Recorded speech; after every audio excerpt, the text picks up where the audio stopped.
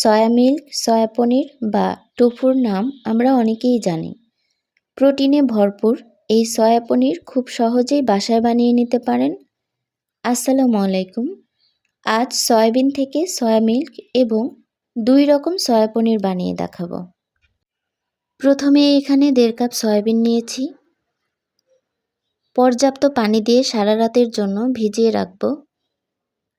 সারা রাত ভিজিয়ে রাখার পর এগুলো ফুলে ডাবল হয়েছে এবং বেশ নরম হয়ে গিয়েছে। এখন একটি বড় পাত্রে নিয়ে নিচ্ছি। তারপর এভাবে হাত দিয়ে ডলে ডলে এর পাতলা খোসাটা আলাদা করে নিচ্ছি।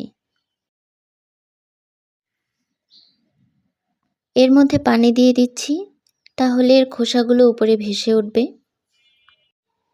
একটি ছাঁকনিতে উপরের পানিটা ঢেলে দিলেই খোসাগুলো ছাঁকনির উপরে পড়বে। এভাবে বেশ কয়েকবার ধুলেই খোসাগুলো মোটামুটি আলাদা হয়ে যাবে। এখন সয়াবিনগুলো অল্প অল্প করে ব্লেন্ডারে নিয়ে নিচ্ছি এবং কিছুটা পানি দিয়ে এগুলো পেস্ট করে নেব। বেশ মিহি একটা পেস্ট করতে হবে, তাহলে পনিরের পরিমাণটাও বেশি পাওয়া যাবে। এভাবে সবগুলো পেস্ট করে নিয়েছি। এখন এর মধ্যে পানি মিশিয়ে নিচ্ছি। মিশ্রণটি একটি পাতলা কাপড়ে ছেঁকে নেব।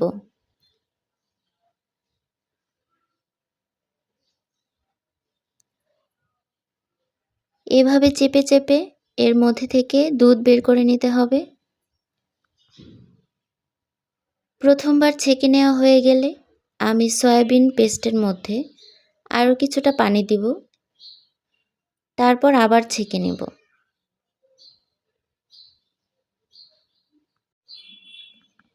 আমি একইভাবে ছেঁকে নিচ্ছি। দ্বিতীয়বার ছেঁকে নেওয়া হলে আমি তৃতীয়বারের মতো অল্প পানি দিয়ে আবারও সয়াবিন পেস্টের সাথে মিশিয়ে নেব এবং ভালোভাবে ছেঁকে নেব। প্রথমবার ছেঁকে নেওয়ার সময় পানিটা বেশি ঘন ছিল এবং তৃতীয়বারেই পানিটা কিছুটা পাতলা হয়েছে। সবগুলো মিশিয়ে নেওয়ার পর 1.5 কাপ সয়াবিন থেকে এখানে দুধ হয়েছে 2.5 লিটারের মতো। আর ছেঁকে নেওয়ার পর উপরের এই অংশটা প্রোটিন পাউডার হিসেবে ব্যবহার করা যায়, বা এটি ফ্রিজে রেখে অল্প অল্প করে রুটির ডোয়ের সাথে ব্যবহার করা যায়।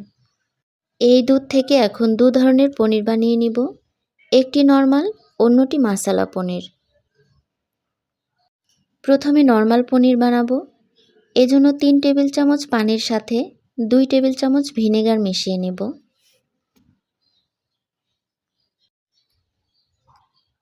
প্যানে 3 কাপ সয়া মিল্ক নিয়ে নিচ্ছি। সামান্য লবণ দিয়ে জাল দিতে থাকবো এবং অনবরত নাড়তে থাকবো যাতে নিচে লেগে না যায়। এর উপরে যে ফেনাগুলো থাকবে সেগুলো এভাবে চামচ দিয়ে ফেলে দিব। এখন বলক আসার জন্য ঢেকে দিব। ভালোভাবে বলক আসলে চুলা অফ করে দিব।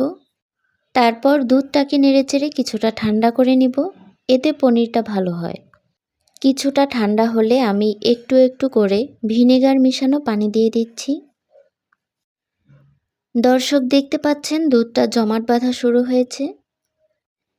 একটু সময় নিয়ে ধীরে ধীরে কাজটি করতে হবে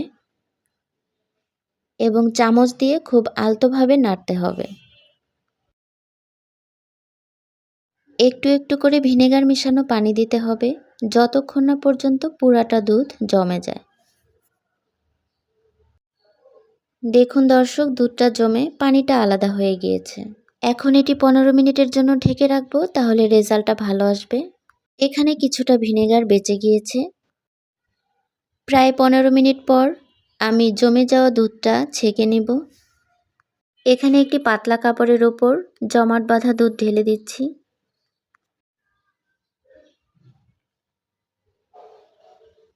তারপর এভাবে চেপে চেপে পানিটা বের করে নিচ্ছি। সম্পূর্ণটুকু পানি বের করা হলে এভাবে একটি উপর করা বাটির উপর রেখে চাপ দিতে হবে যাতে বাকি পানিটাও বের হয়ে যায়। একটি শিল দিয়ে এভাবে চাপা দিয়ে রাখছি ঘন্টাখানেকের জন্য। এখন আমি মাসালা টোফু বানিয়ে নিব। এখানে 7 কাপের মতো দুধ আছে। বলক ওঠার জন্য দুধ জাল দিতে হবে। আগের মতোই দুধ থেকে ফেনাটা ফেলে দিতে হবে। জাল দেওয়ার সময় অনবরত নাড়তে হবে যাতে নিচে লেগে না যায়। এখন বলক আসার জন্য ঢেকে দিচ্ছি। ভালোভাবে বলক উঠে গিয়েছে। আমি কিছুটা দুধ একটি গ্লাসে নিয়ে নিচ্ছি। এটি নর্মাল দুধের মতোই খাওয়া যাবে, যেটি প্রোটিনে ভরপুর।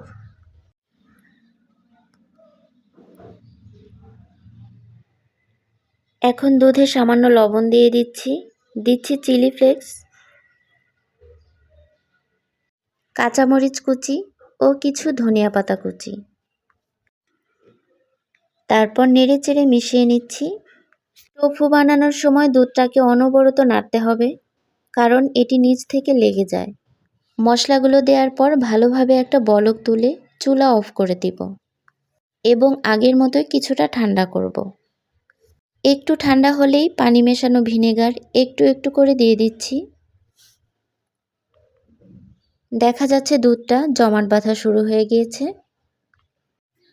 এখানে দুধের পরিমাণ 7 কাপ, ভিনেগারও আনুপাতিক হারে বাড়িয়ে নিয়েছি। ভিনেগারটা এখানে একটু একটু করে অ্যাড করতে হবে, একবারে দেয়া যাবে না, এবং চামচ দিয়ে খুব আলতোভাবে নাড়তে হবে। দুধটা খুব সুন্দরভাবে জমে গিয়েছে।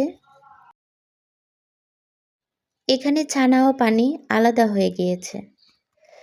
টোফু বা পনিরটা যাতে ভালোভাবে জমে, এজন্য আমি আবারও 15 মিনিটের মতো ঢেকে রাখব। 15 মিনিট পর দেখতেই পাচ্ছেন কত সুন্দরভাবে জমে গিয়েছে। এখন এগুলো একটি পাতলা কাপড় দিয়ে ছেঁকে নিব। আগের মতোই পানিটা চিপে চিপে এভাবে বের করে ফেলব। চিপে চিপে যতটা সম্ভব পানিটা বের করে ফেলতে হবে। এখন এটি একটি বাটির উপর নিয়ে একটি ভারী বস্তু দিয়ে চাপা দিয়ে রাখতে হবে। ঘণ্টাখানেক পর ভারী বস্তুটি সরিয়ে নিচ্ছি।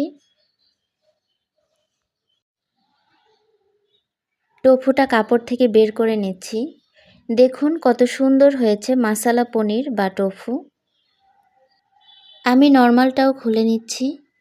এই পনির পুষ্টিতে যেমন ভরপুর, রান্না করে খেলে অসাধারণ সুস্বাদু লাগে। এখন এগুলো একটি ছুরির সাহায্যে পনিরের শেপে কেটে নেব। প্রিয় দর্শক, দেখুন কত সহজে তৈরি হয়ে গেল প্রোটিনে ভরপুর সয়া মিল্কের পনির বা টোফু। ভিডিওটি কেমন লাগলো কমেন্টে জানাবেন। আশা করি ভালো লেগেছে।